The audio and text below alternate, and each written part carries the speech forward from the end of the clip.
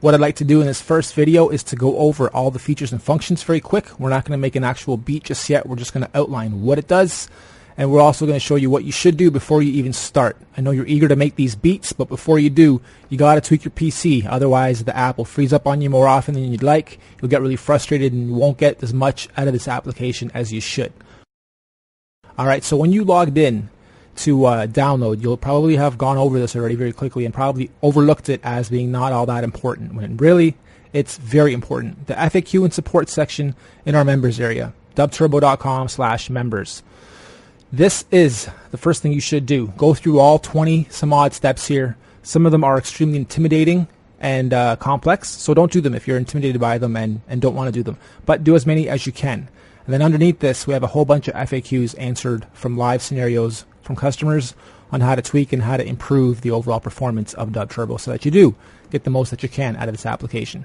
Okay, so let's go over everything very quickly in this first video, and then in number 2, we'll go through the drum machine and the keyboard and make an actual first beat. So we need to know that these 3 tools right here are your most important: your pencil, your arrow, your pencil, and your eraser. First thing I usually do up here is your tempo. Double click on it, put in 90, and you just heard me trigger sounds. I'll explain what that means in a moment. Press enter. Now we're at 90 beats per minute. The first thing I usually do, okay, click on the pencil, and on layer number 1, just click once, anywhere in the first 4 bars here. If you just click once, you'll fill up these first 4 bars. Remember, we're at 2 bars right now. We just laid 1 in by just clicking. On layer 2, though, what I want you to do is click, hold, and drag from this side to this side, right to the very end, and you'll notice you fill it right in. So now we have 2 blocks. These blocks are actually what represent your bar counts. Now, if we move our bar count up to 8, you'll see that this grows. So what I'll do here is take this to 8, double click, press 8. Sorry, you'll hear the triggers. Do that every time you do trigger something, unless you turn number lock off, then change it and turn number lock back on. But you put in your bar count, press 8, you'll notice that it grew, right? If I click loop right now, you'll see that I'm only looping the first little bit. Using my arrow tool, drag the second node right to the very end. Now you're looping all 8. So what I want to do first here is outline the difference between drawing in 1 bar, 2 bars, or even more. In fact, I'll do that here just to show you guys that this isn't what you want to do. You don't want to draw on huge long bars, and I'll tell you why in a moment. If we go to layer 1, if we click on this with our arrow tool and then click edit, this will bring up our drum editor, and you'll see 1, 2, 3, 4 fades, right? Those are your bars.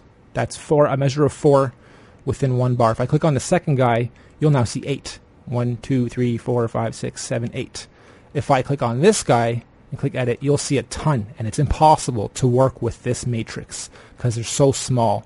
We could have scrollers here that you can scroll back and forth with, but just to make this as easy as possible for you guys at the beginning stages of beat building, we want you to work with 2 bars, or 1 if you're really new and want to be sure what, you know what you're doing, 1 bar at a time. But I like to work with 2 because then it's easy to copy them. And what I mean by copy them is if I hold down the shift button and click, hold, and drag, I can copy my bars over and just erase them accordingly as well. If I have something in this bar and I copy it over and then edit this bar, it'll only affect that bar there. It won't affect both bars. So it's nice because you build up a little loop, you duplicate it a bunch of times, and then you do change-ups within, and now you have beautiful, very easily made loops. What I need you to know is these 4, very first 4 are drums. The next are keys. So if I draw a bar on my key track and click edit, it pulls up my keyboard and the editor within. If I click on a drum panel and click edit, it pulls up my drum machine and the length of the block within. Okay? Very important. Those are the first few things you need to know. These 16 channels represent these 16 channels. So layer number 1, there's the volume for layer number 1. Solo, mute. Okay? If you just want to hear what layer 1 sounds like once you have like 6 layers going, or if you want to have a combo of only layers 1, 3, and 5 going, then you would mute everything else, and you could have combos very easily. If you want to track out from DUBturbo, let's say you have 4 tracks or 4 layers here going, and you want to solo the layer number 1 and export it, then you want to solo layer number 2 and export it, and so on. You can export 1 layer at a time and then bring those into Cubase or Audacity or Pro Tools and edit from there. So you can very easily make an 8, 16, or 32 bar loop with change-ups and then bring it into any other editor, make a full track out of it within a matter of 15 minutes. Our metronome is exactly what it is. Turn it on, press play, and you'll hear a click at whatever BPM you're set to. So that's 90 BPM. That's also to say that if I go to 180, which is exactly double that, it'll be the same but double timed. So instead of going 1, 2, 3, it'll now be 1, 2, 3, 4, 1, 2, 3, 4. So it's just literally doubled. We'll explain how doubling works later on. It's basically like upping your quantizing. So instead of fitting in 4 per bar, you're fitting in 8 per bar, or 16 per bar if we doubled that again. A little bit of math for you, but for now, don't worry about it. Just leave it at 90. We'll go to the next video momentarily. But again, if you're on a drum track and you want to preview these, the triggers for them are 1 through 0 on your keyboard. So if I click on edit, I'm on beatbox number 1, and if I go, that's me pressing the keys on my keyboard. Beatbox 2, same thing, just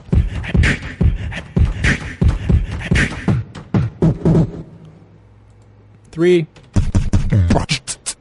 Alright, and you can see yourself hitting them here if you got to click on the actual.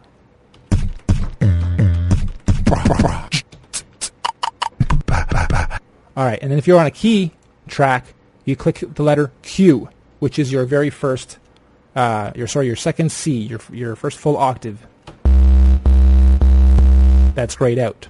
Okay, and then if you click on edit here, click on the guy first, click on edit.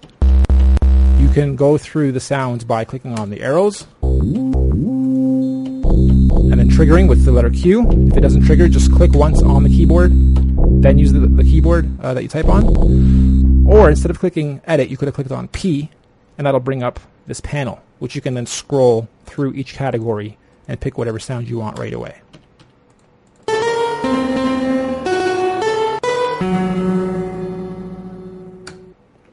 Okay, so in review, very quickly, your bar count, we start with 2. You fill it in with 2 full bars when you draw it in with your pencil tool. Your metronome must be on or off. When it's off, when you export, make sure it's off, because if you export while it's on, it'll actually export the metronome as well. Silly little thing, but make sure that you export with metronome off. And the loop is very simple to get to know, and you'll probably be using that a lot too.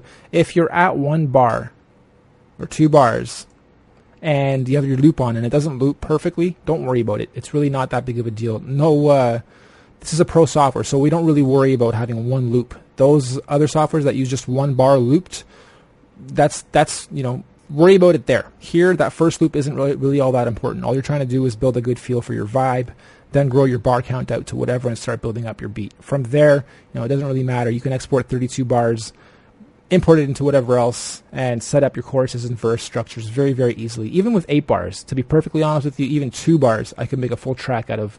Might be a bit limited, but don't let that first little loop bit intimidate you, or the fact that you can't do 800 bars here. You really don't need them. In fact, most producers will only work with a limited amount of bars for their choruses and then for their verses.